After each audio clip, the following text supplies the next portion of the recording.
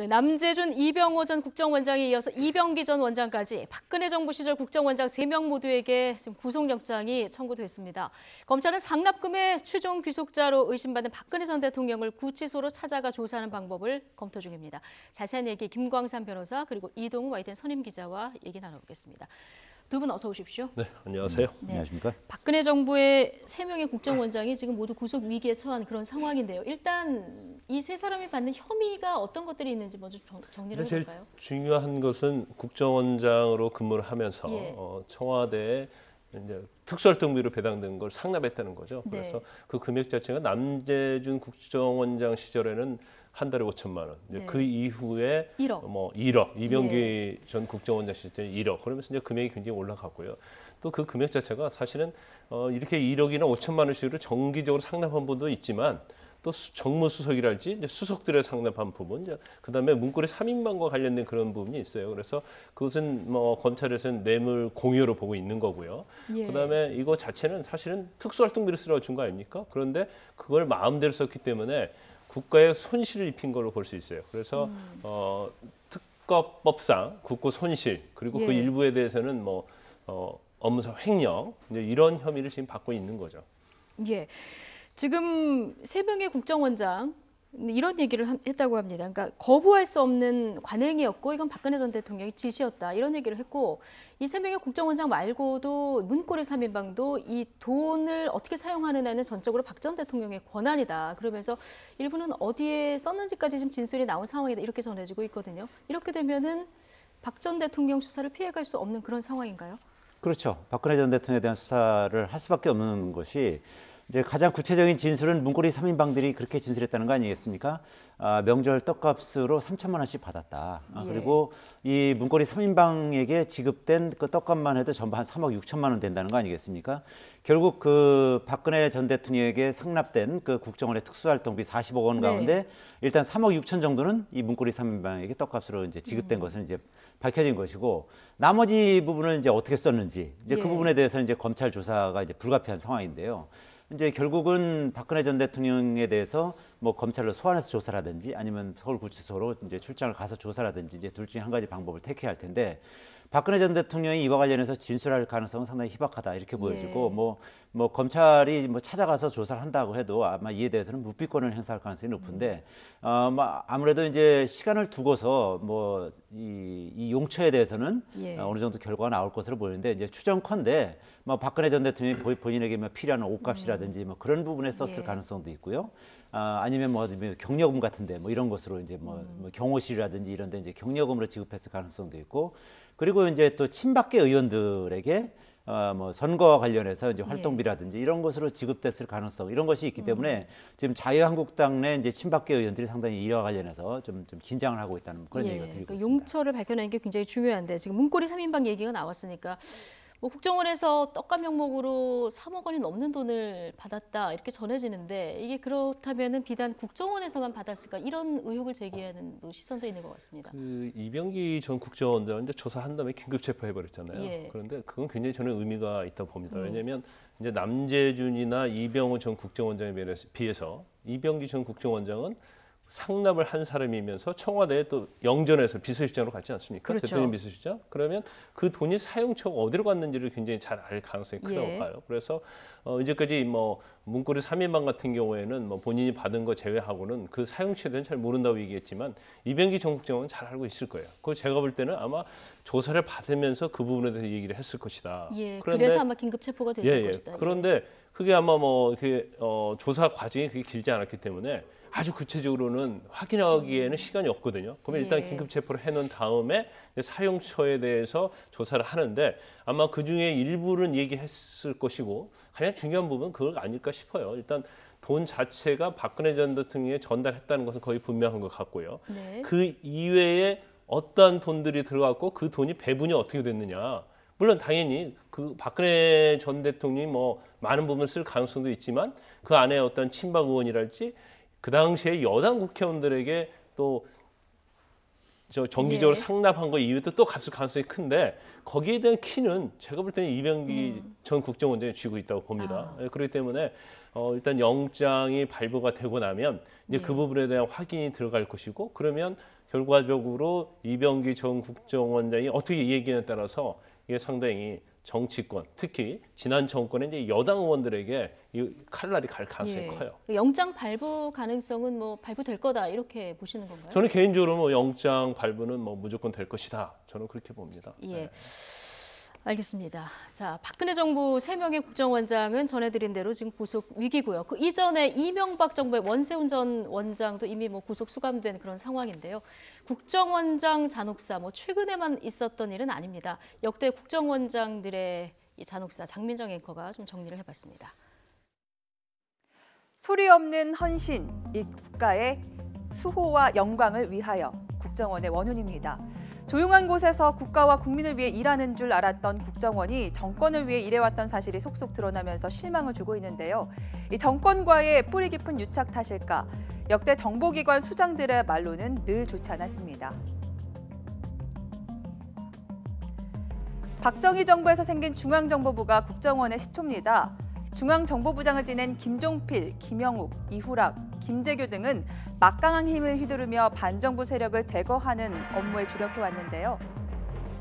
지난 8월 14일 중앙정보부는 북한 거래 지령을 받고 대규모의 지하 조직으로 국가를 네, 이 인민혁명당 사건, 또 동백릭 사건 같은 정치 공작 사건들을 기획했던 김영욱 전 부장은 권력에서 밀려난 뒤 박정희 정권과 불화를 빚다가 프랑스 파리에서 실종됐는데 아직도 행방이 확인되지 않고 있습니다. 또 박정희 전 대통령에게 영예 박근혜와 가깝게 지내던 최순실 씨의 부친 최태민 씨를 뒷조사해 보고했던 김재규 전 부장은 1979년 박정희 전 대통령을 총으로 쏴 살해한 뒤 이듬해 사형에 처해졌습니다. 전두환 정권이 들어선 뒤 중앙정보부는 국가안전기획부, 이 안기부로 간판을 바꿔달았는데요. 이름만 바뀌었을 뿐 중앙정보부가 하던 반민주적 업무를 그대로 답습했습니다. 안기부장 자리는 유학성, 장세동, 안무혁, 박세직 등 12.12 군사 쿠데타로 권력을 잡은 신군부 세력이 차지했는데 민주화 요구가 거세지던 때라 악명은 더욱 높았습니다. 재임 시절 각종 정치 공작을 자행한 장세동 전 부장은 이후 12.12 반란 혐의로 옥살이나는 신세가 됐고 김영삼 정부 시절 북풍 사건을 기획한 권영해 전 부장도 징역형을 선고받았습니다. 1999년 국가정보원으로 이름을 바꾼 뒤에도 흑역사는 계속됐는데요. 임동원, 신건 전 원장은 불법 도청 혐의로, 또 원세훈 전 원장은 18대 대선에 개입한 혐의로 사법 처리가 되는 흑역사가 되풀이되고 있습니다. 네, 뭐 중앙정보부, 안기부, 국정원 이렇게 이름을 바꿔도 계속 이런 역사들은 되풀이가 되고 있는 그런 상황인데요.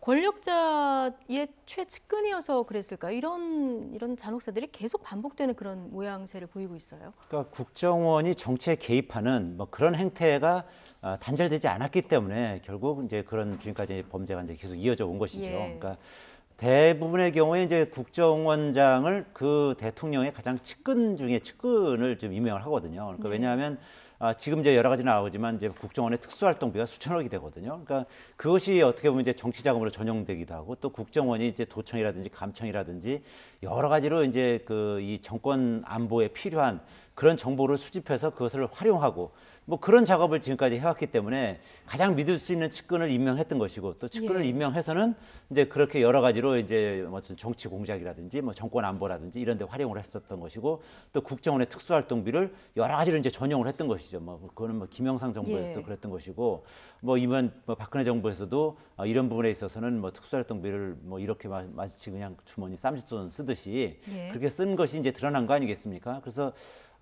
지금까지 이런 어떤 국정원의 행태를 완전히 이제 개선을 하려면은 이 국정원이 정치에 개입하지 못하도록 아예 그 국내 정치에 개입하지 못하도록 그런 확실한 장치를 만들고 또 국정원장이 어떤 국정원장의 임기를 보장해줘서 그러니까 확실하게 정치적 중립을 할 수 있도록 그렇게 해주고 또 이런 목소리들이 지금 계속 나오고 있는 그렇죠. 상황이고 예. 일부 뭐 진행이 되는 상황도 그렇죠. 있지 이제 여야를 않습니까? 막론하고 예. 이제 그런 목소리들이 이제 점점 나오고는 있습니다. 왜냐하면 국정원이 어쨌든 이제 우리가 이제 남북 분단 상황에서 국정원의 역할이라는 건 상당히 이제 의미가 있는 것인데 이런 식으로 이제 국정원이 국가의 발전에 상당히 기여를 하면서도 또 이런 어떤 정치 개입이라든지 이런 거로 인해서 국정원의 어떤 의미가 퇴색되는 뭐 그런 상황을 예. 맞이하고 있는 거 아니겠습니까? 네. 그렇기 때문에 이 문재인 정부에서도 국정원을 아예 해외 안보 정보원으로 이런 식으로 이름을 바꿔서 국내 정책은 관여 못하고 예. 어떤 그 해외 정보 쪽에 이제 집중적으로 이제 좀 수집을 하는 뭐 그런 형식으로 좀 개혁해 나가려고 하고 있거든요. 그래서 예. 이 부분에 있어서는 이 국정원이 어떤 국민이나 지금 국회의 감시에서 상당히 벗어나 있는데 이 부분에 있어서도 어떤 국회의 통제를 상당히 많이 받는 방향으로 그런 식으로 지금 이제 개혁을 해나가려고 하고 있는데 네. 어느 정도 이제 좀 여야가 타협을 해서 그 개혁안을 만들어낼지 좀 상당히 좀 눈여겨봐야 될 것 같습니다. 예. 국정원장이 이제 권력자의 최측근이 가다 보니까 대통령의 명령을 거부하기는 굉장히 힘들고 그러다 보니까 이제 국내 정치하고 좀 분리를 해야 된다. 이것이 제도적으로 정비가 돼야 된다. 이런 작업들이 이루어지고 있다. 이런 얘기를 좀 해주셨는데 어쨌든 지금 박근혜 정부 국정원의 특활비가 결국 어디에 쓰였을까? 검찰이 이 돈의 흐름을 지금 추적하고 있는 그런 상황 아니겠습니까? 지금 박근혜 전 대통령까지는 갔다. 그리고 사용을 박근혜 전 대통령이 했다. 이런 진술까지는 나오는데 지금 아까 뭐 이동우 기자도 언급을 해주셨지만 이 돈이 만약에 뭐 국회의원들한테도 정치권에도 전달이 됐다. 이러면 이제 또 다른 파장이 있는 거 아니겠습니까? 이게 굉장히 파장이 클 겁니다. 예. 근데 특수활동비를 청와대나 이제 대통령에게 활동비를 상납을 했는데 제가 볼 때는 국회의원들한테는 안 갔을 리가 없다고 봐요. 그러니까 청와대를 통해서 어떤 친박 의원들한테 갈 가능성도 좀 있고요. 그렇지 않고 국정원 자체에서 뭐 명절이 할지 아니면 어떤 행사를 할지 아니면 뭐 선거 때 같은데 특수활동비 자체를 일부 국회의원들에게는 좀 배분했을 가능성이 크다 저는 그렇게 예. 보거든요. 그래서 지금 뭐 야당에서 자꾸 관행적이다는 얘기를 나오는데 이제 관행적이라는 의미가 한 뭐 두세 가지 의미를 함포하고 있다고 봐요. 포함하고 있다고 보는데 이제 첫 번째는 뭐 청와대나 아니면 청와대 관계자, 뭐 수석들한테는 뭐 다 적어도 한 달에 500만 원씩 줬다는 건 다 드러나고 있지 않습니까? 이제 그런 측면도 있고요. 또 관행적으로 국회에 있어서도 어떤 로비를 하기 위해서 돈이 뿌려질 가능성이 크다 이렇게 봅니다. 그런데 사실 이제까지 어떤 모든 정권에 마찬가지예요. 그러면 국정원이 어떻게 돈을 쓰는가 특수활동비에서 한번 우리가 감사를 해보자, 조사를 해보자 하면 각 정권의 여당들은 정말 아주 죽기 살기로 반대를 많이 했거든요. 네. 그러면 그러한 국회의원들이 왜 그걸 반대를 했을까? 그것은 결국 본인들과도 특수활동비의 쓰임새가 연관이 있다 이렇게 보고 네. 당시에 어떤 정권인데 여당의 어떤 국회의원들과는 어떤 국정원의 특수활동비가 상관관계가 있을 가능성이 크다고 봅니다. 그래서 네. 제가 아까 이병기 전 국정원장 얘기를 했었는데 이병기 전 국정원장은 국정원장을 했으면서 나중에 대통령 비서실장을 했기 때문에 이 쓰임새에 대해서 상당히 많이 알고 있을 거라고 보고 포토라인을 서서 본인이 하는 얘기를 제가 쭉 해석을 해보면 이제 검찰에서는 사실대로 얘기할 가능성이 크다고 봐요. 예. 전 국정원장 남재준이나 이병호 전 국정원장에 비해서 그렇다고 한다면 이병기 전 국정원이 구속된다면서 이제 검찰의 수사를 어떻게 하냐에 따라서 정치권에 굉장히 파장을 가져올 가능성이 크다. 저는 그렇게 봅니다. 예. 근데 지금 검찰이 정치권에 대한 이 수사까지 확대할 움직임을 보이니까 일각에서는 또 이런 분석도 있습니다. 검찰 개혁 얘기가 계속 나오니까 이 검찰 개혁에 대한 의지를 좀 정치권의 의지를 꺾으려는 거 아니냐 이런 분석도 일각에서는 나오는데 이건 어떻게 보십니까? 뭐 그럴 가능성도 상당히 있다고 보여집니다. 예. 왜냐하면 뭐 아시다시피 이제 검찰이 뭐 지금까지 상당히 이제 정치적 중립이라든지 뭐 독립이라든지 이런 부분과 관련해서 상당히 국민적 의심을 많이 받아왔던 것이 사실이고 그렇기 때문에 이 정권에서는 이제 검경 수사권도 조정하려고 하는 것이고 예. 고위공직자 범죄 비리 고위공직자 범죄 수사처도 이제 지금 신설하려고 하는 거 아니겠습니까? 이와 관련해서 검찰이 국회의원들의 어떤 그 특수활동비 그 수수 사례라든지 이런 부분에 대해서 이제 수사를 한다는 것은 사실 지금 이제 김 변호사님도 말씀하셨지만 국회 정보위 같은 경우는 관행적으로 지금 받아왔다는 그런 얘기가 상당히 좀 국회 내에 네. 파다하게 퍼져 있거든요. 그래서 국회 정보위 같은 경우는 상당히 그래서 인기 상임위 중에 하나라고 합니다. 그래서 예. 그런 걸로 봤을 때는 검찰에서 그런 어떤 그 나름대로의 어떤 노림수를 가지고 그런 수사를 할 가능성도 이제 배제할 수는 없습니다만 뭐 이 부분은 어쨌든 수사 상황을 보고 좀 판단해 봐야 될 것 같습니다. 예. 뭐 어쨌든 검찰도 지금 국정원 특수활동비가 정치권 특히 친박 의원들의 선거 자금으로 쓰였을 가능성을 열어놓고 조사하는 그런 분위기 아니겠습니까? 홍준표 대표 이 점을 우려하는 걸까요? 국정원 특활비로 인해서 당이 어려움에 닥칠 수 있다 이런 얘기를 했습니다. 들어보시겠습니다. 국정원 특수활동비 문제는 과거 정부에서도 모두 관행적으로 하던 것을 이제는 범죄로 몰았습니다. 국정원 서버를 열어서 자기들 필요한 것만 전부 공개하고 수사하고 있습니다. 지금은 돈 주고 받게 된 경위만 조사하지만 그 조사가 끝나면 그 돈이 어디로 갔는지 조사를 시작할 겁니다.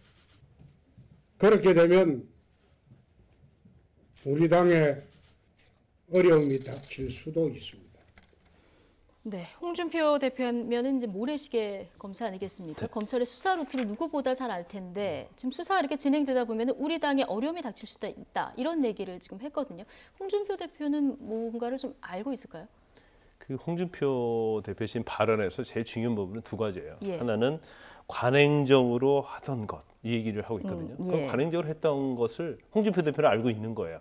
그리고 지난 이명박 정부 때 박근혜 정부 때 9년 동안 굉장히 오랫동안 정권을 보수 정권이 잡고 있지 않습니까? 예. 그 당시에 관행적으로 이루어진 것은 본인이 국회의원을 하면서도 알고 있었고 여러 가지 여권의 핵심의 관계자였기 때문에 그 부분에 대해서 돈을 받은 거 알고 있었고 그렇다고 한다면 그게 관행적으로 이루어져 왔는데 이것이 밝혀지면 결국 우리 당에도 어려움이 처할 수 있다. 또 그 워딩을 하고 있거든요. 그것은 어느 정도 국정원 상납에 있어서 당이 관계돼 있다는 거, 특히 여당의 국회의원들이 관계돼 있다는 걸 본인도 알고 있는 겁니다. 그렇기 때문에 저런 얘기를 이제 미리 함으로 말미암아서 어떤 검찰에서 어떤 것이 나왔을 때 예를 들어서 국회의원들의 그 부분은 상당히 관행적이었다. 이제 그런 부분을 주장하기 위한 어떤 포석이 될 수 있다고 봐요. 그래서 만약에 나오더라도 이거는 관행이었다. 그렇죠. 이런 논리를 그렇죠. 만약 그런 얘기 전혀 예. 않고 있다가 뭐 갑자기 정치인 누구누구가 얼마의 상납을 받든지 그런 얘기 나오면 굉장히 그것은 국민에도 충격적이고 정치적 파장도 굉장히 클 수 있는 거거든요. 그래서 어느 정도는 본인이 향후에 검찰의 수사를 지금 가늠해보고 있다. 그리고 3명의 국정원장뿐만 아니라 국정원 관계자들 또 여권에 있는 몇몇이 조사를 받고 나왔기 때문에 검찰의 수사가 그 부분에 대해서는 지금 진도가 상당히 나가 있다. 그것을 홍준표 대표가 저는 알고 있을 거라고 봅니다. 예. 그러니까 홍준표 대표가 아까 이제 모래시계 검사 말씀하셨는데 네. 모래시계 검사로 이제 슬롯머신 사건 수사를 하면서 이 검찰 내 그 유력 인사들 상당 부분 사법 처리를 했거든요. 그러면서 미운 털이 박혀서 나중에 그 수사권을 뺏기고 안기부로 사실상 이제 좌천성으로 좀 이동하는 그런 일이 있었습니다. 그래서 네. 그 당시 안기부의 어떤 행태에 대해서도 상당 부분 알고 있고 그리고 원내대표도 역임했거든요. 집권당의 원내대표도 했기 때문에 그 국정원의 특수활동비가 어떻게 사용되는지 누구보다 그리고 잘 알고 있을 누구에게 것이다. 지급이 되는지 예. 그런 부분 아마 상당 부분 내밀하게 잘 알고 있을 겁니다. 그렇기 때문에 그와 관련해서 이제 미리 이와 관련해서 어떻게 보면 뭐 선제적으로 지금 선제적으로 대응을 뭐 하고 있는. 경고를 한다랄까 아니면 예. 뭐 미리 좀 김을 빼는 뭐 그런 지금 언급을 하고 있다 이렇게 볼 수 있는 것입니다. 근데 뭐 관행적이었다 이런 논리를 편다고 하더라도 지금 의원들 가운데서는 조금 좌불안석인 이런 의원들이 있을 것 같습니다. 그렇겠죠. 뭐 아무래도 이제 뭐 이 특수활동비라는 것이 사실은 이제 눈먼 돈, 뭐 쌈짓돈이라고는 하지만 그 이 국정원 그 관계자가 이제 지급을 하면서 그 뭔가 메모라든지 뭐 이 네. 출납부라든지 이런 게 남아 있을 가능성이 있거든요. 예. 그랬을 경우에 이제 그것이 이제 상당 부분 그 증거로 이제 결국은 이제 채택될 가능성이 있기 때문에 만약에 이제 국정원 특수활동비를 상당 받은 그런 어떤 현역 의원이라든지 아니면 전직 의원이라든지 이런 분들 같은 경우는 이와 관련해서 상당히 좀 뭐 불안해할 수 있는 뭐 그런 측면이 있다고 예. 봐야죠. 홍준표 대표의 고심, 이 박근혜 정부의 특수활동비 이뿐만이 아닐 것 같습니다. 지금 이명박 전 대통령에 대한 수사도 굉장히 고민일 것 같은데요. 오늘 이명박 전 대통령이 바레인에서 귀국을 했습니다. 지난 일요일에 바레인으로 출국을 하면서 공항에서 짧은 회견을 하기도 했는데요. 오늘 귀국 모습은 어땠을까요? 먼저 화면으로 만나보시겠습니다. 보수 대통령과 관련된 말씀을 측근들에게 하신 게 사실인가요? 날씨가 추운데 최근 정부의 적폐청산을 정치 보복이라고 하려고 하셨는데 예, 떠날 때는 정치 보복이다 이렇게 작심 비판을 하고 떠났는데 오늘은 별 이야기는 없었고 딱 한마디 하는 것이 이제 추운데 수고가 많다. 기자들의 이 얘기 한마디 했습니다. 저 부분에 대해서 아마 지금 사실은 지난번 이제 9월에 페이스북을 통해서 약간 적폐청산에 대해 비판했지 않습니까? 예. 그런데 그 이후에 이제 갈수록 페이스북에 올린 SNS를 통해서 하는 기간이 좀 짧아지고 있어요. 그런데 아마 본인에 대한 그 어떤 수사 그것은 이제 불가피하고 초입기에 들어왔다 이제 그 생각을 하고 있을 겁니다. 그래서 예. 지금은 많은 생각을 하는 중이다 이렇게 보면 될 것 같고요. 특히 어떻게 해서든지 앞으로 기댈 수 있는 것은 이명박 전 대통령 입장에서 이제 보수 세력하고 또 자유한국당밖에 없거든요. 이제 본인을 옹호해 줄 수 있는. 그렇지만 뭐 친이 어떤 의원들도 지금 사실은 어떤 본인들이 그걸 하는 데 있어서 그렇게 자유롭지는 않다고 봐요. 근데 제가 아까 말씀드린 것처럼 국정원에서는 상당 문제도 사실은 친이계 의원과도 상관이 있을 수도 있거든요. 예.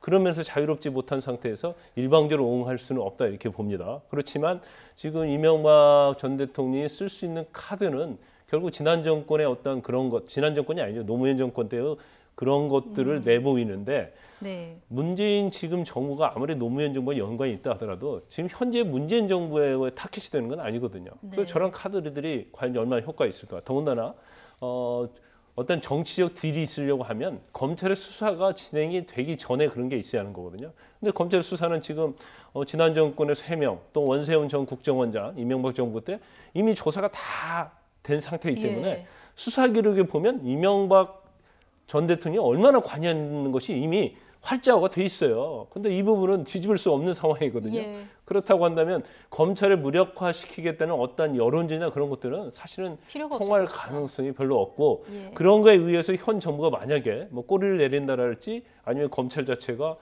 좀 무력화된다고 하면 그걸 또 국민들이 바라면 시간은 어떻겠습니까? 그래서 저러한 어떤 뭐 여론전 이런 것들은 별로 효과가 없을 것이다 그렇게 봅니다. 네. 김광삼 변호사님 아까 얘기해 주셨듯이 이명박 전 대통령이 이제 SNS에 글을 올리는 이 기간이 굉장히 짧아지지 않았습니까? 불안한 것 아니냐 뭐 이런 분석도 일각에서 나오고 있는 상황인데 어제도 글을 올렸습니다. 내용을 좀 보면요. 뭐 세대 간에 우리가 마찰이 있고 여러 분야에서 갈등이 있지만 각 분야의 국민들 우리가 이뤄놓은 이 결과를 훼손시켜서는 안 되겠다. 그런 마음을 갖고 있기 때문에 극단적으로 우리는 가지 않는다. 항상 타협을 해왔고 지금까지도 발전해가고 있는 과정이다. 이 얘기를 또 글에 남겼거든요. 그러니까 뭐 본인에 대한 이제 수사가 이제 임박해 오는 그런 상황 아니겠습니까? 그러니까 그야말로 이제 목까지 지금 차 있는 상황인데 이제 저렇게 이제 그 타협해왔고 지금도 발전해가는 과정이다. 네. 그러니까 적정선에서 타협이 필요하다. 그러니까 국론 분열을 하지 말아라 그렇죠. 이런 메시지. 이제 그런 메시지를 좀 계속 던지는 것이죠. 그렇지만 그것이 과연 이제 지금 일반 국민의 어떤 정서로 봤을 때 그것이 어느 정도 이제 이 효용성이 있을까 이런 부분은 상당히 의문이죠. 그러니까 단적인 예로 지금 홍준표 대표가 자유한국당 내 전직 3명의 대통령의 그 사진을 갖다 걸겠다는 거 아니겠습니까? 네. 이승만, 박정희 그리고 김영삼 전 대통령 사진을 걸겠다는 거죠. 거기에 이명박 전 대통령은 없습니다. 그러니까 이명박 전 대통령은 보수로서의 어떤 가치나 뭐 어떤 그 나름대로 어떤 효용성이나 이런 측면에서 봤을 때 별로 이렇게 뭐 어떤 가치를 인정하기에는 여러 가지를 부족하다 이렇게 보고 있는 것이거든요. 그렇기 때문에 지금 뭐 자유한국당이 이명박 전 대통령을 위해서 무슨 뭐 방패막이 역할을 한다든지 예. 뭐 자유한국당 내 의원들이 뭐 이명박 전 대통령을 위해서 뭐 무슨 활동을 한다든지 그런 거는 상당히 쉽지 않은 구조다. 그러나 어쨌든 다만 자유한국당이 그 이명박 전 대통령에 대한 어떤 무리한 뭐 수사라든지 뭐 좀 지나친 이런 부분이 있다면 그런 거에 대해서는 뭐 좀 언급을 하겠지만 근본적으로 이명박 전 대통령에 대한 어떤 신뢰라든지 애정이라든지 이런 게 뭐 상당하지는 않은 것으로 그렇게 보여집니다. 그렇군요. 이명박 전 대통령이 이렇게 SNS 여론전을 하고 있다 이런 목소리가 나오는 가운데 정치권에서도 뭐 여러 가지 반응들이 나오고 있습니다. 정치권 목소리 들어보시겠습니다. 이명박 전 대통령은 군과 정보기관을 마치 심부름 센터 부리듯 하더니 정작 북한 김정일 사망 소식은 북한이 발표할 때까지 모르고 있었습니다. 또한 국정원을 동원해서 대기업의 돈을 뜯어내 보수단체를 지원하도록 했습니다. 마치 깡패 집단에서나 볼 수 있는 행위입니다. 하지만 이명박 전 대통령과 자유한국당은 아무런 책임도 없다는 듯 오히려 큰소리치며 적폐청산에 저항하고 있습니다. 5년짜리도 안 되는 정권이 나라의 연속성을 망치고 이제 모든 것을 완장부대가 인민재판하듯이 상황을 몰고 가고 있습니다. 내가 월요일 날 이야기했던 대로 망나니 칼춤에 불과합니다. 네, 뭐 한국당에서는 인민재판, 망나니 칼춤이다 이런 얘기를 이제 지속적으로 하고 있는 상황이고요. 지금 국민의당에서는 국정원이 깡패 집단에서 할 일을 했다 이렇게 강력하게 비판을 했는데요. 그런데 이제 국민의당 같은 경우는 안철수 대표가 예전에 해외에 갔을 때 지금 정치 보복하려고 정권을 잡았느냐 이런 얘기를 해서 좀 생뚱맞다 당시에 그런 얘기가 나왔었거든요. 근데 그 사실 그 안철수 대표가 독일 가서 그 말한 것은 아마 국민의당이 좀 기류하자면 전혀 다른 얘기인 것 같아요. 저도 예. 그 기사를 보고 나서 왜 이런 말을 했을까 굉장히 의아하게 생각했었는데 결국 그 부분에 대해서 당 중진으로부터 굉장히 비판을 받지 않았습니까? 예. 그런데 사실 지금 국민의당은 전 정부와 좀 같이 일을 해왔던 정부예요. 이게 김대중 정부 때가 됐든 노무현 정부 됐든 그리고 사실 문재인 정부와도 사실 흐름은 같거든요. 단지 뭐 그 당시에 문재인 전 대통령, 문재인 대통령이 당에 있었을 때 뭐 친문과 그런 알력 그런 것 때문에 네. 나왔기 때문에 어떤 정체성에 있어서 상당히 비슷한 부분이 있거든요. 그리고 사실 적폐청산 부분에 대해서 굉장히 그 부분에 대해서는 뭐 박지원 의원도 마찬가지고 잘하고 있다는 취지로 얘기를 했었는데 좀 약간 생뚱맞게 안철수 대표가 독일에 가서 좀 예. 다른 얘기를 했거든요. 근데 또 이제는 이제 돌아와서 안철수 대표도 이명박 전 대통령이 이번에 바레인 가면서 한 얘기에 대해서도 굉장히 비판을 많이 했죠. 그렇기 때문에 뭐 아마 전체적인 기류는 그런데 왜 그 당시 안철수 대표가 독일에서 이제 그런 얘기했을까 좀 약간 의아심이 좀 많이 들어요. 그래서 본인이 아마 속으로 항상 감추고 있던 얘기를 외부로 네. 그렇게 꺼낸 것인지 이제 그 부분에 대해서 좀 안철수 대표에 대한 어떤 정체성 이제 그런 부분에서 상당히 좀 의구심을 갖는 그러한 것을 많게 해주는 네. 이제 그런 뭐 워딩이었다고 봅니다 저는. 네. 네. 어쨌든 지금은 민주당과 국민의당이 오랜만에 이제 비슷한 목소리를 내는 상황 이렇게 이제 이렇게 집결이 됐는데 그런데 지금 계속해서 MB 정권의 여러 가지 의혹들이 계속 나오고 있는 상황 아니겠습니까? 더군다나 이제 군 댓글 관련해서는 어느 정도 지금 수사가 진행이 된 상황이고요. 관련한 의혹들이 조금씩 좀 나오고 있는 그런 상황이에요. 그렇죠. 군 댓글과 관련해서 이제 특히 그 당시 이제 군무원들 뽑고 그러는 예. 과정에서 그 당시에 이제 대통령이 지시를 했다는 거 아닙니까? 예. 군무원 관련해서 확실하게 좀 우리 편인 사람들을 뽑아야 된다. 뭐 이런 얘기를 했고 그것을 이제 그 당시 김관진 장관한테 전달한 사람이 김태효 그 당시 대외전략비서관이었다. 예. 그래서 김태효 대외전략비서관에 대해서도 지금 이제 검찰이 수사하고 있고 그 당시에 이제 김관진 장관은 뭐 아시다시피 전 장관은 이제 구속된 상황 아니겠습니까? 그래서 이 부분에 있어서도 수사가 이제 점점 확대되는 이제 그런 상황인데 이 댓글과 관련해서 과연 이명박 전 대통령이 어느 정도 이제 지시를 하고 그리고 이제 사이버 사령부에 이제 군무원들 채용하는 데 있어서도 어느 정도 네. 개입을 했는지 이런 부분에 대해서 이제 검찰 수사가 지금 계속 지속이 되고 있거든요. 그래서 특히 이제 김태효 대외전략비서관이 이제 검찰 수사를 받게 되면 이제 핵심적인 역할을 했기 때문에 그 예. 이명박 전 대통령으로부터 지시를 받고 그리고 이제 그것을 김관진 전 장관에게 이제 전달했다는 뭐 어떻게 그런 혐의를 두 받고 있는 거 사람의 아니겠습니까? 연결고리가 되는 매개체 거죠. 역할을 했다는 것이기 때문에 예.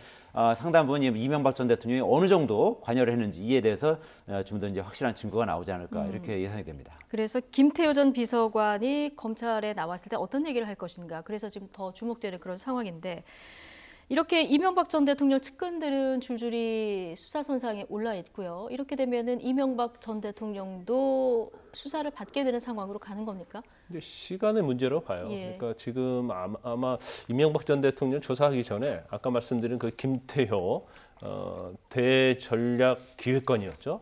그 전에 이제 비서관 했는데 뭐 성균관대 교수를 했습니다. 그런데 이명박 정부 캠프 때 일을 했고 2008년도부터 계속적으로 이명박 전 대통령이 측근을 보좌해 왔는데 군 사이버 사령부와 관련된 댓글 사건에는 아주 핵심적인 역할을 했어요. 더군다나 이제 아까 말씀하신 것처럼 이동호 기자께서 말씀하신 것처럼 채널 역할을 했습니다. 그래서 군무원 증원 때도 어떤 이명박 전 대통령의 지시사항을 전달하고 그래서 댓글 공개를 하게 하고 댓글 공개 결과에 대해서는 이명박 전 대통령에게 전달하는 그런 역할을 했고 군무원 관련해서도 뭐 우리 사람을 뽑으라 이제 그런 얘기도 다 전달했다는 거거든요. 특히 국방부 사이버 사령부에 지금 재판까지 받았던 연재욱 사령관하고도 굉장히 예. 좀 밀접한 관련이 좀 있고 더군다나 가장 문제됐던 또 남북 정상회담 회의록 있지 않습니까? 이제 그 부분에 대해서도 본인이 청와대 국정원에서 보고한 것 자체를 또 전달한 그런 혐의도 받고 있어요. 그렇기 때문에 이명박 전 대통령과 관련해서 굉장히 중요한 키맨이라고 볼 수 있는 거고, 그다음에 또 검찰에서 아마 수사할 대상이 이동관 전 예. 대변인, 아마 또 이명박 전 대통령 가장 측근이면서 이번에 이제 바레인 출국할 때도 굉장히 강도 높은 현 정권에서 비판하지 않았습니까? 그리고 대통령이 이제 언론 특보를 하면서 굉장히 언론과 관련된 관여를 많이 했다고 이제 검찰에서 보는 것 같습니다. 네. 그래서 둘이 아마 핵심적으로 조사하고, 그다음에 일부 수사가 보강이 되면 아마 이명박 전 대통령이 조사할 텐데, 굉장히 시기를 어떻게 잡을 것이냐. 그리고 전 대통령이기 때문에 뭐 날 새서 조사한다 할지 여러 번 부를 수 없거든요. 그러면 수사가 어느 정도 완벽하게 기한 다음에 이제 한 번에 불러서 조사를 하든지 아니면 방문 조사를 하든지 해야 하기 때문에 검찰이 아마 그런 계획을 세우고 있는 걸로 저는 알고 이런 있어요. 어떤 정치 작업들을 하고 있는 그런 상황이다. 자, 그런데 수세에 몰리다 보니까 이명박 대통령 측근 측에서는 뭐 이런 얘기들이 나온다고 합니다. 우리가 5년을 집권을 했는데 노무현 전 대통령에 대한 정보가 지금 6개월 집권한 문재인 대통령이 그 노무현 전 대통령에 대해서 가지고 있는 정보보다 뭐 적지 않다. 이런 얘기를 지금 하고 있거든요. 그렇죠. 지금 그러니까 일종의 우리도 뭔가 카드를 쥐고 있다. 그러니까 만약에 우리 그 이명박 정부에 대해서 좀 집중적으로 수사를 하게 된다면 우리도 가지고 있는 카드를 이거를 네. 까겠다. 뭐 이런 그렇죠. 뭐 그런 문재인 입장인데. 정부가 이제 이명박 예. 전 대통령에 대해서 수집한 정보보다 그렇죠. 예, 많다. 예. 그러니까 이명박 정부 5년 동안에 그 전 정부인 노무현 정부 때의 어떤 뭐 비리라든지 네. 뭐 그런 카드를 가지고 있다고 지금 이제 어떻게 보면 이제 협박 비슷한 그런 걸 하고 있는 것이거든요. 예. 근데 글쎄요, 뭐 어느 정도 뭐 그런 뭐 비리 혐의나 이런 걸 가지고 있는지는 모르겠습니다만, 이것이 그 어느 정도나 그 검찰 수사나 아니면 이 정부의 어떤 적폐청산 어떤 의지에 영향을 미칠지는 상당히 좀 불투명합니다. 또 예. 아까 그 김 변호사님도 말씀하셨지만 뭐 그런 그 카드를 설사 쥐고 있다 하더라도 이 정부 입장에서는 정면 승부를 한다든지 또 검찰 입장에서도 뭐 그런 이명박 정부 관련자들의 어떤 언급에 뭐 거기에 무슨 영향을 받아서 검찰 수사를 축소한다든지 예. 이런 거는 있을 수가 없는 일이고, 뭐 그런 그 조짐이 조금이라도 보인다면 국민 여론이나 언론에서는 가만히 있겠습니까? 그건 있을 수 없는 일이고, 다만 이제 이 이명박 정부 사람들 입장에서 봤을 때는 어떻게든 구명운동을 조금이라도 좀 펼쳐보려고 하는 뭐 그런 의지의 발로해서 나온 어떤 뭐 어떻게 보면 상당히 절박한 어떤 심정을 표현한 것이 아닌가 이렇게 예. 풀이가 됩니다. 이명박 전 대통령이 수사를 받게 되면 뭐 친이계에 대한 부담도 뭐 만만치 않을 것 같은데, 앞서 뭐 이명박 전 대통령 국론 분열하지 말아라, 정치 보복하지 말아라 이런 메시지를 이제 계속 던지고 있는데요. 정치권에서는 이러다 보니까 이제 자유한국당 내에서 친이계가 좀 결집하는 그런 분위기도 지금 요즘에 연출이 되고 있습니다. 친이계로 분류되는 의원들, 자, 목소리는 어떨까요? 바른정당을 탈당하고 한국당에 입당 원서를 낸 조혜진 전 의원, 그리고 한때는 MB 측근이었지만 지금은 좀 멀어진 정두원 전 의원의 인터뷰 내용 들어보시겠습니다. 대통령을 뭐 달기라고 그러고 쥐라고 그러고 뭐 하여튼 제가 정말 우리 국민성이 이렇게까지 황폐해진 원인이 어디 있나 하고 걱정할 정도로 예. 그리고 또 어쨌든 전 세계에서 그래도 손꼽는 나라에 우리 손으로 뽑은 대통령인데 예. 대통령이 나가서 무슨 야반 도주나 하듯이 그런 식으로 표현하고 안 들어올 것처럼 표현하고 이렇게 말하는 것 자체가 예. 일부라도 정말 이거는 우리 스스로 얼굴에 침 뱉는 행위라고 생각이 들어요. 힘이가 어디 있나요? 그리고 이명박 대통령이 그런다고 누가 말을 듣나요? 그 사람이 무슨 힘이 있다고. 그런 것도 다 오해예요. 지금 이명박 대통령이 이래란다고 이러고 저러란다고 저런 사람이 어디 있어요. 근데 뭐 이전 대통령을 만났다는 현직 의원분들 실명이 막 거론되고 있습니다, 지금. 근데 뭐 만나긴 만나겠죠. 근데 이명박 대통령이 도움이 되나요? 이명박 대통령이 지금? 도움도 안 된 사람 말을 듣겠어요? 그런 게 다 뭐 괜히 쓸데없는 오해예요. 네, 유승민의 최측근 의원이었었던 조혜진 전 의원, 요즘에 MB 방어에 굉장히 열을 올리는 모습인데, 이제 국민들이 대통령을 어떤 동물에 비유하는 이런 모습이 굉장히 황폐해졌다, 이런 얘기를 하네요. 그런 분들 굉장히 기분 나빠할 수는 있겠죠. 예. 그래서 사실 뭐 듣는 입장에서 보면 뭐 더군다나 굉장히 거슬리지 않겠습니까? 근데 지금 이제까지 이명박 전 대통령 관련해서 그러니까 같이 측근들 중에서 현직에 있지 않는 그런 전 예. 의원이랄지 같이 근무했던 일했던 사람들은 어느 정도 방송 인터뷰도 하고 있는데 약간 특징적인 요소가 있어요. 친이로 분류되었던 어떤 국회의원들은 지금 입을 뻥끗하고 있지 않거든요. 얘기를 안 하고 있다. 그렇죠. 그러니까 예. 이명박 전 대통령이 사실은 앞으로 미래의 권력이라고 한다면 아마 다들 나서서 합창을 할 수는 있겠지만 네. 지금 이미 지나간 권력이고 죽은 권력이지 않겠습니까? 그래서 이명박 전 대통령이 어떤 이런 것들을 옹호했을 때 더군다나 이미 관련된 원세훈 전 국정원장이랄지 검찰 수사 또는 재판을 지금 받고 있는 상황에서 어느 정도 많이 드러났는데 이명박 전 대통령은 과연 정치보복이라는 한 가지 이유로 계속 옹호할 수 있을까? 그 부분이 과연 본인의 앞으로 정치 입지에서 도움이 될까요? 그렇기 때문에 사실 같이 같은 행동을 하고 재결합을 하고 뭔가 대응을 한다고 그래서 뼈저한 효과는 없을 거라고 봅니다. 그리고 본인들은 이제 그걸 알고 있을 거예요. 그렇기 때문에 이명박 전 대통령은 어떤 보수의 결집이랄지 아니면 예. 어떤 누구의 도움을 받으려는 것이 아니고 이제 본인이 스스로 어떤 논리를 잘 개발하고 어떤 변호인의 도움을 받아서 스스로 헤쳐나가야만이 본인의 어떤 유익하거나 살 길이 되지 어느 세력에 의존해서 갈 수 있는 그런 상황 되지 않을 거라고 저는 봅니다. 예. 근데 지금 보고 조금 전까지 화면에 나왔었던 조혜진 의원, 지금 현 대통령도 참모들한테 다 지시를 하는데 이게 나중에 문제가 돼서 법적 책임을 진다고 하면 문재인 대통령도 온전할 리 있겠느냐 이런 이야기까지 지금 했는데요. 그러니까 조혜진 전 의원 입장에서는 이제 이명박 전 대통령의 이제 측근 그룹 중에 한 명이었기 때문에 이명박 전 대통령을 이제 여러 가지로 이제 적극적으로 옹호하는 이제 그런 입장인 거죠. 지금 이제 조혜진 전 의원이 얘기하는 것도 바로 이제 이 참모들로부터 여러 가지 대통령이 보고받고 이제 지시를 하게 되는데 이제 그중 하나가 이제 문제가 돼서 법적 책임을 지게 된다고 했을 때 현재 대통령도 이와 관련해서 퇴임 이후에 온전할 수 있겠느냐 이런 식으로 이제 그런 이제 논리의 전개를 지금 하고 있는 것이죠. 그러니까 조혜진 전 의원 입장에서는 그렇기 때문에 이제 이명박 전 대통령을 옹호하기 위해서 지금 바른정당에서 자유한국당으로 지금 이제 당적을 좀 옮기려고 지금 신청해 놓은 상태거든요. 그러니까 그 조혜진 전 의원뿐만 아니라 이제 그 이명박 전 대통령 어떤 측근 그룹 중에 일부 있었습니다. 이제 그런 분들이 지금 이명박 전 대통령을 위해서 지금 일을 하고 있는 것으로 이제 보여지는데 좀 전에 김 변호사님도 말씀하셨지만 과연 그 자유한국당이 이명박 전 대통령을 위해서 얼마나 방패막이 역할을 할 것인가 그 부분은 상당히 의문이라고 보여집니다. 근데 자유한국당은 지금 세를 점점 더 불려야 되는 그런 상황이잖아요. 네, 세를 불리긴 하겠지만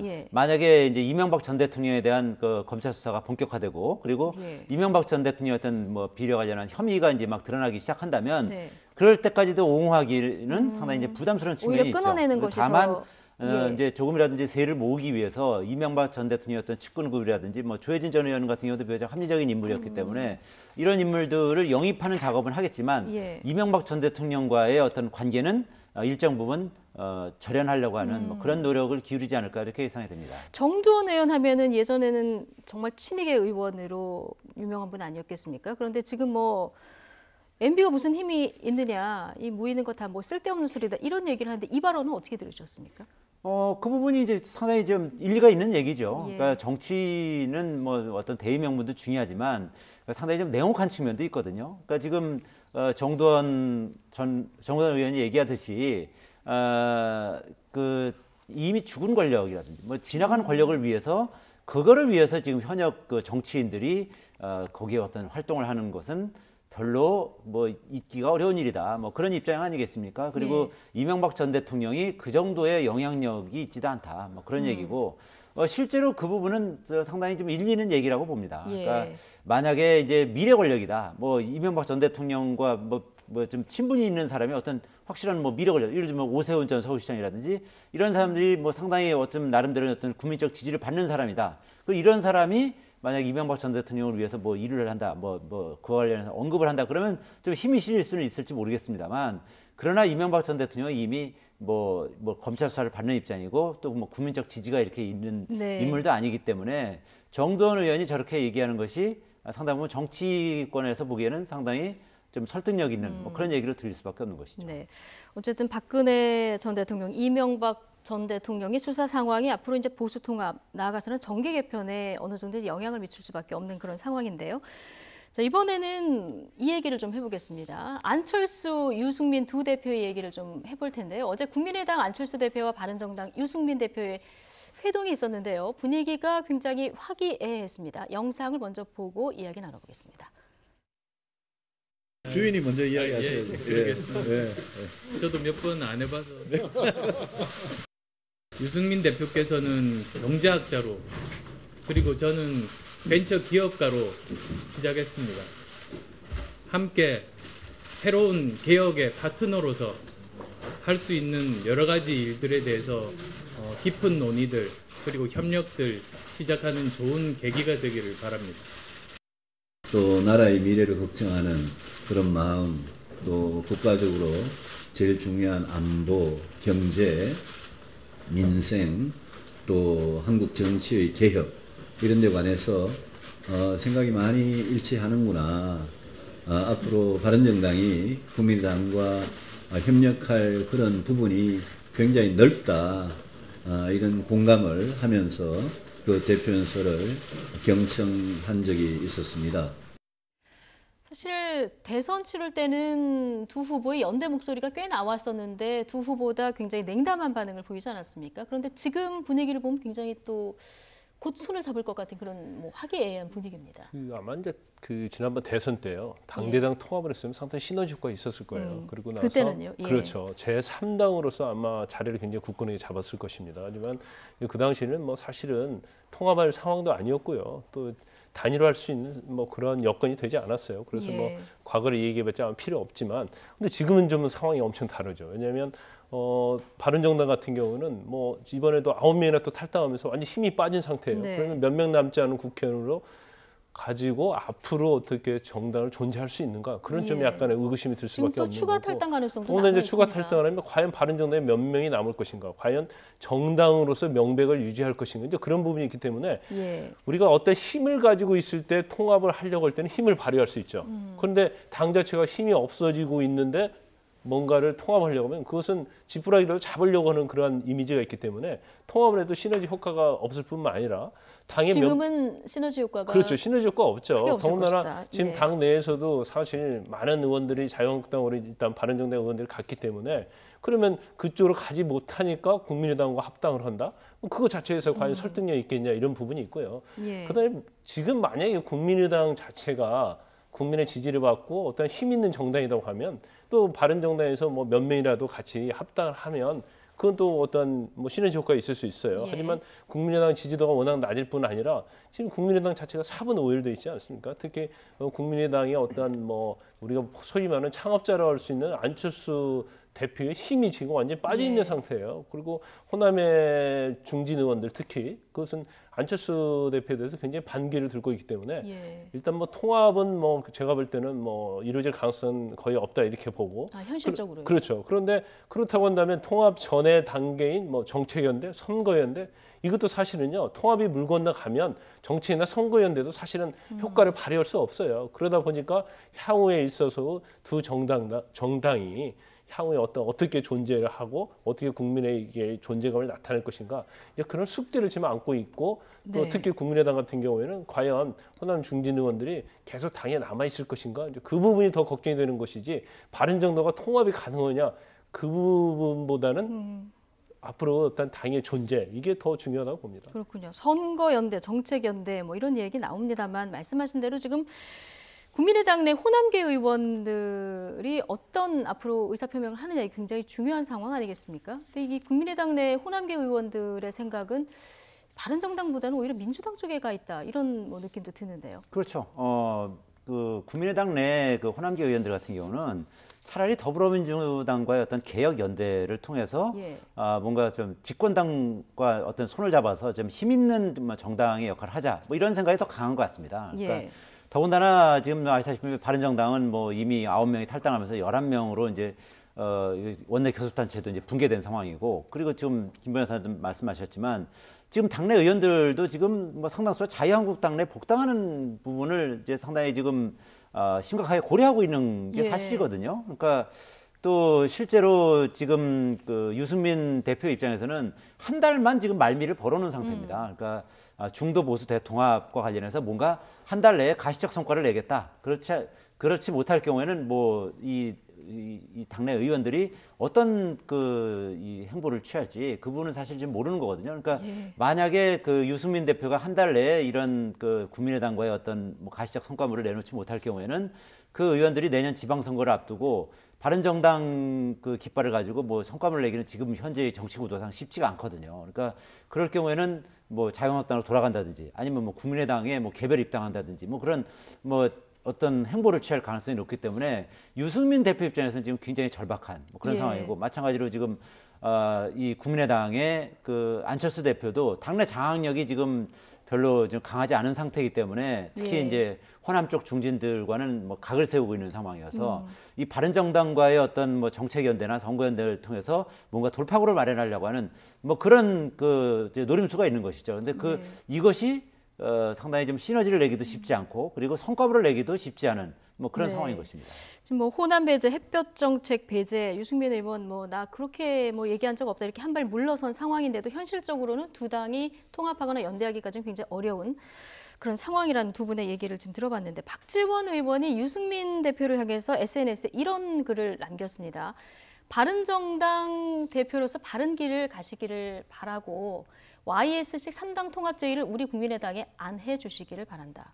이 얘기를 했거든요. 이거 어떻게 해석할 수 있을까요? 그 자꾸 이제 더 이상 바른정당, 국민의당 그 관계된 얘기를 하지 말라는 얘기예요. 왜냐하면 바른정당과의 어떤 합당 얘기 그리고 이제 바른정당의 그 유승민 대표가 또 안철수 대표가 계속 만나는 것 자체도 사실 호남에서는 그렇게 좋게 보지 않을 거거든요. 그러면 본인의 앞으로 정치 입지 또 국민의당이 계속 남아있을 때 어떤 국민의당의 정체성 그런 부분에서 굉장히 많은 호남의 유권자들이 의구심을 갖게 되면 결국 자신의 어떤 정치적인 미래가 굉장히 불확실하게 될 수 있고 또 국민의당 호남원들도 마찬가지일 거예요. 그래서 국민의당 호남원들은 더 이상 바른정당과 관계된 거에 얽히지 않았으면 좋겠다는 생각을 할 가능성이 큰 거죠. 그래서 만약에 뭐 바른정당과 어떤 관계에 대해서 안철수 대표가 이걸 강행을 하면 제가 볼 때는 많은 호남원들이 탈당할 가능성이 크다고 봅니다. 그렇게 되면 결국 어떤 합당에 의한 이점보다는 그로 인한 이제 분열로 인한 손해 그런 것들이 훨씬 더 크기 때문에 이제 호남 중진들 입장에서는 더 이상 바른정당의 이미지와 관계되는 것을 아주 경계하고 있는 거죠. 예.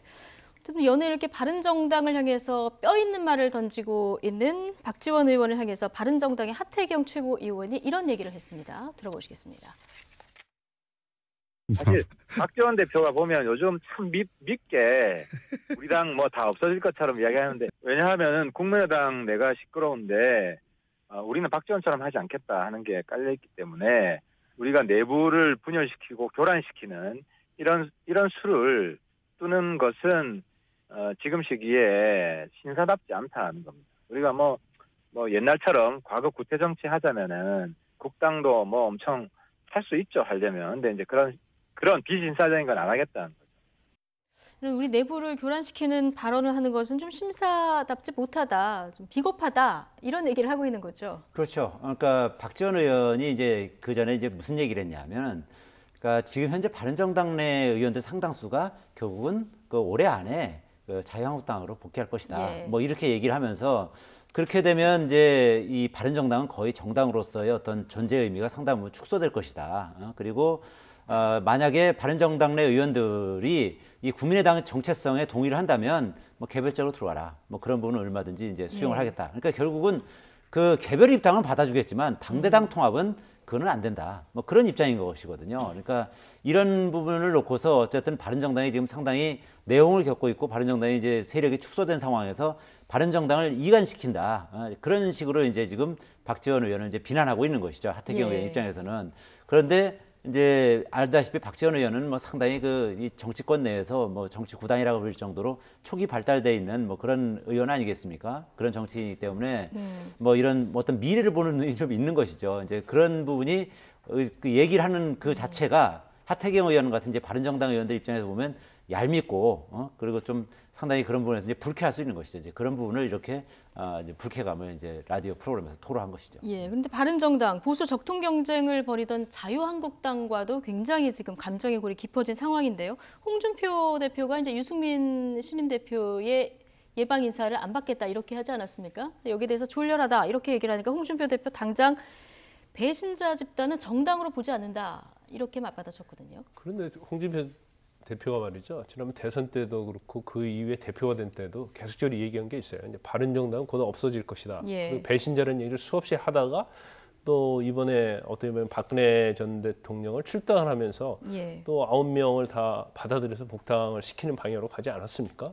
그래서 필요할 때는 그렇게 얘기를 하고 또 그렇지 않을 때는 배신자로서 몰아가고 있는 거예요. 그것은 홍준표 대표의 굉장히 전략적인 거라고 봅니다. 그래서 지금의 남아있는 바른정당 자체의 어떤 의원들을 하여금 굉장히 위기감을 이제 조성하는 거죠. 그래서 바른정당의 존재감, 그걸 무시를 하면서 지난번에도 뭐 이제 더 이상 문을 닫겠다, 받아들이지 않겠다 그런 취지로 얘기한 것은 바른정당 내에서 지금 자유한국당을 가고 싶어하는 그런 마음을 가진 의원들이 있거든요. 네. 그게 아마 뭐 대부분일 수도 있다고 저는 봐요. 그래서 거기서 급박한 마음을 가지게 하면서 바른정당을 계속 소멸시키겠다는 그런 전략적인 의도가 있기 때문에 그 부분은 뭐 유승민 대표 측면에서 굉장히 졸렬하다고 할 수 있죠. 왜냐하면 물론 뭐 이렇게 자기가 대표에 당선이 돼서 인사를 가면 이제 받아주는 게 사실 정치 예의 아니겠습니까? 그러면 A 차원에서 받아주는데 홍준표 대표 입장은 그거예요. 만약에 A 차원에서 받아주면 마치 바른정당과 자유한국당이 이제 동등한